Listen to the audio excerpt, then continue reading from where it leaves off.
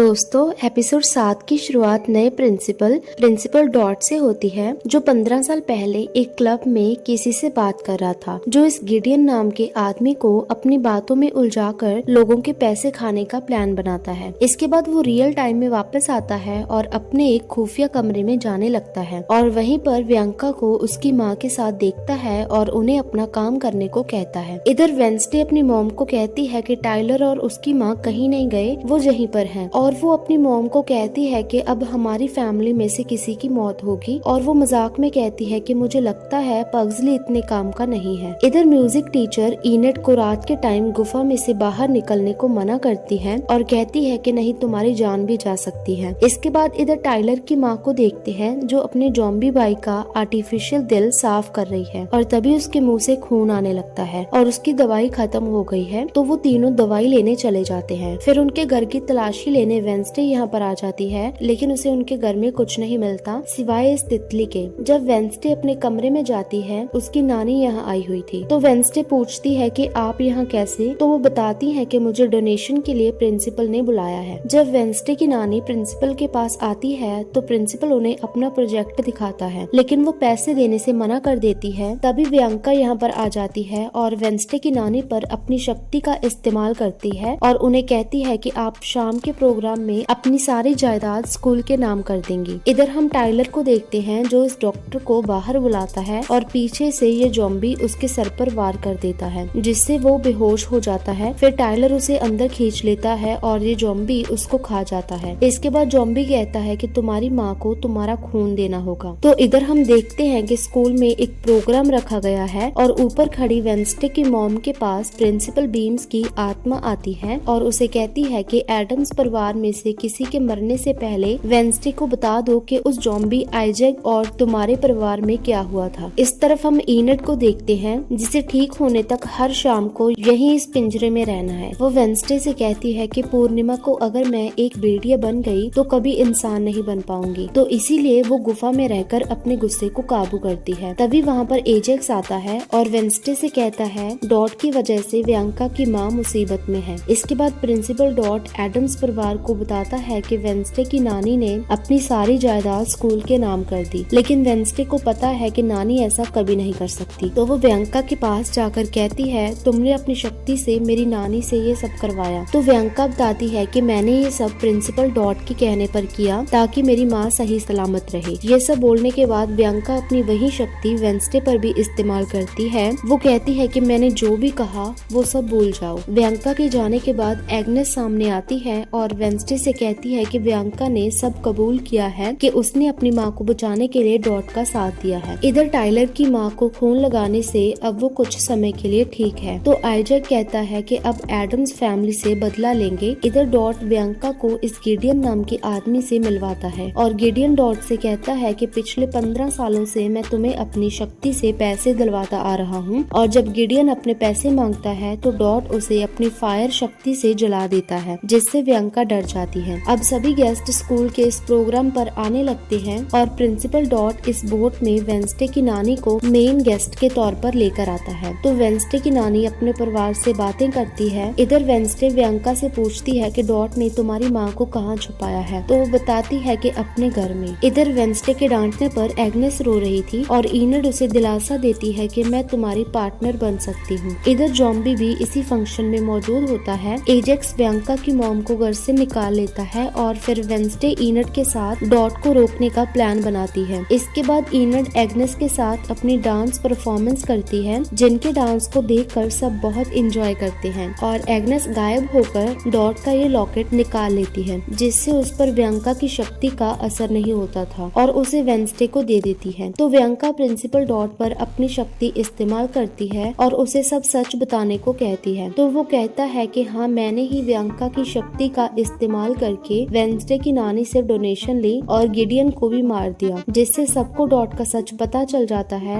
और तभी डॉट प्रियंका को पकड़ लेता है और सबको धमकी देता है कि मैं इसको जला दूंगा और ऊपर इस झूले को अपनी आग से गिराने लगता है, लेकिन तभी एजेक्स उसे अपनी शक्ति से जमा देता है और वो झूला डॉट पर ही गिर जाता है और वो टूटकर बिखर जाता है। तो प्रियंका एजेक्स का धन्यवाद करती है। इधर वेंसडे को पग्सली का दोस्त बताता है कि ज़ॉम्बी स्कूल के कब्रिस्तान में है। तो उसकी मॉम को पग्सली की याद आती है जो खुद भी इसी कब्रिस्तान में होता है, जिसके पास ये ज़ॉम्बी आ जाता है और उसे बेहोश कर देता है। जब वेंसडे यहाँ पहुँचती है तो वो कुछ देखकर हैरान हो जाती है। अब पग्सली के साथ क्या हुआ आगे वीडियो में एपिसोड 8 में देखते हैं। तो एपिसोड 8 की शुरुआत होती है जब पुलिस पग्सली को ढूंढ रही है, जिसको ज़ॉम्बी आइजैक ने किडनैप कर लिया है, लेकिन पग्सली कहीं पर नहीं मिलता। इसके बाद वेंसडे अपनी माँ से बात करती है कि ऐसे पग्सली नहीं मिलेगा क्योंकि आइजैक बहुत चालाक है। तो प्रिंसिपल बीन्स वेंसडे की मॉम से कहती है कि तुम्हें अपनी माँ की मदद लेनी चाहिए। जब ये तीनों एक दूसरे का साथ देने को तैयार हो जाती हैं, तो वेंसडे को दिखाई देता है कि उसके मॉम डैड ने उस ज़ॉम्बी को दफन किया था। तो वो अपनी मॉम से इसके बारे में पूछती है। तो वेंसडे की मॉम बताती है कि हाँ, हमने ही उसे दफन किया था, लेकिन तुम्हारे पापा उसके बहुत अच्छे दोस्त थे और तुम्हारे पापा के पास पग्सली की तरह ही बिजली की शक्ति थी, जिसकी मदद से आइजैक अपनी बहन को बचाना चाहता था, लेकिन वो तुम्हारे डैड को मार कर कब्र में दफना देना चाहता था। पर उससे पहले मैंने तुम्हारे डैड को बचा लिया और वो मशीन खराब हो गई, जिसके धमाके से आइजैक की मौत हो गई और तुम्हारे पापा की शक्ति चली गई। तो हमने उसे उसी कब्र में दफना दिया और अब इसी वजह से ही पग्सली को किडनैप किया गया है कि वही मशीन से पग्सली की शक्ति का इस्तेमाल करके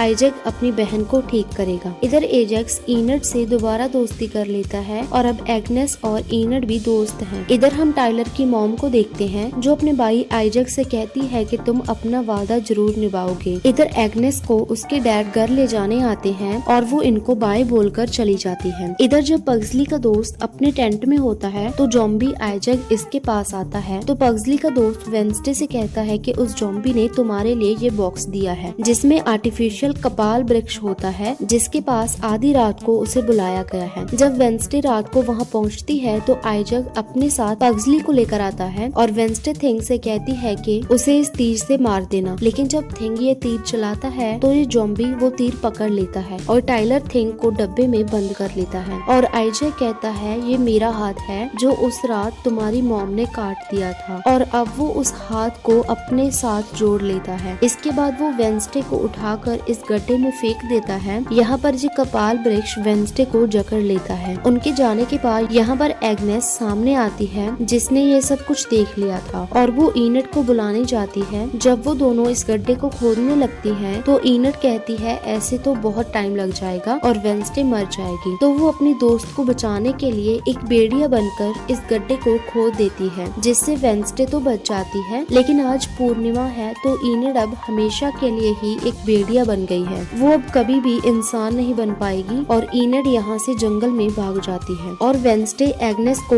इनड के पीछे जाने को कहती है। इधर हम ज़ॉम्बी आइजैक को देखते हैं जो इन सब के साथ लैब में पहुंच गया है और अब उसके पास अपना हाथ जाने के थिंग है, तो वो उसकी मदद से सब कुछ ठीक कर लेता है। जब टाइलर पग्सली को बांध देता है तो टाइलर की माँ अपने भाई आइजैक से कहती है अपना वादा पूरा करो। तो वो टाइलर को उठाकर यहाँ पर बांध देता है। टाइलर अपनी माँ से कहता है आप मेरी शक्ति मुझसे नहीं छीन सकते, लेकिन उसकी मॉम कहती है इससे तुम लंबी जिंदगी जी पाओगे। इधर वेंसडे और उसकी मॉम पहुँच जाती है, लेकिन आइजैक मशीन शुरू कर देता है और जब वेंसडे ये कुल्हाड़ी लेकर टाइलर के पास पहुँचती है तो टाइलर कहता है मुझे मार डालो, लेकिन वो इसके हाथ खोल देती है, जिसके बाद टाइलर राक्षस बन जाता है और वेंसडे पग्सली के दिमाग से ये मशीन हटा देती है। टाइलर आइजैक को उठाकर नीचे फेंक देता है और फिर अपनी माँ को भी मारने लग जाता है, लेकिन उसकी माँ भी एक राक्षस में बदल जाती है और दोनों के बीच लड़ाई होने लगती है। वेंसडे इस मशीन को तोड़ देती है जिसे आइजैक ठीक करने की कोशिश करता है। वेंसडे उसके पास जाकर कहती है कि मुझे हाथ वापस कर दो, वो मेरा है, लेकिन तभी धमाका हो जाता है। इधर इनमें से एक राक्षस टाइलर की माँ लड़ते लड़ते नीचे गिर जाती है और यहाँ पर पुलिस भी आ जाती है। इधर वेंसडे की सारी फैमिली बेहोश होती है, लेकिन आखिरकार सबको होश आ जाता है। आइजैक जहाँ आकर अपने हाथ की शक्ति से वेंसडे का गला दबाने लगता है तो वेंसडे के मॉम डैड कहते हैं थिंग वापस आ जाओ, लेकिन आइजैक कहता है ये मेरा हाथ है, लेकिन तभी इसका हाथ जाने की थिंग इसी को मारने लग जाता है और आखिर में थिंग इसका पुर्जा दिल निकाल देता है, जिससे आइजैक की मौत हो जाती है और थिंग इससे अलग होकर दोबारा वेंसडे के पास आ जाता है। अगली सुबह जब वेंसडे थिंग से बात करती है तो वहाँ पर एग्नेस आती है और उसे इनड की एक फोटो देती है जिसमें उन्हें पता चलता है कि इनड यहाँ से दूर जा रही है। जब टाइलर अपनी माँ की कब्र पर होता है तो म्यूजिक टीचर कप्री वहाँ पर आती है और टाइलर का साथ देकर उसे ठीक करने को कहती है। फिर पग्सली का दोस्त उससे कुछ बातें करता है क्योंकि अब छुट्टियां होने वाली हैं। इधर अब वेंसडे और उसकी मॉम भी एक दूसरे का साथ देने लगती हैं और अब प्रिंसिपल बीम्स भी वेंसडे को अलविदा कहकर चली जाती है। जब वेंसडे के डैड उनको घर चलने को कहते हैं तो वेंसडे कहती है कि मैं घर नहीं जाऊंगी। फिर उसके अंकल फेस्टर आते हैं जिन्हें वेंसडे कहती है हम इनड को बचाने उत्तर की ओर जाएंगे। इनके साथ थिंग भी होता है। इधर म्यूजिक टीचर कप्री टाइलर को अपने साथ ले जाती है और इनड अकेली जंगल में है। पर क्या वेंसडे अपनी दोस्त इनड को बचा पाएगी और क्या टाइलर ठीक हो पाएगा या फिर दोबारा कोई हंगामा होगा। और वेंसडे की मॉम वेंसडे को एक डायरी भी देती है जिसमें छुपे हुए हैं कई राज। और यहीं पर सीजन 2 का अंत हो जाता है। सीजन 3 भी मैं इस चैनल पर ही अपलोड करूंगी, तो तब तक के लिए सब्सक्राइब जरूर कर लीजिए। अगर वीडियो पसंद आई हो तो लाइक करना मत भूलिए।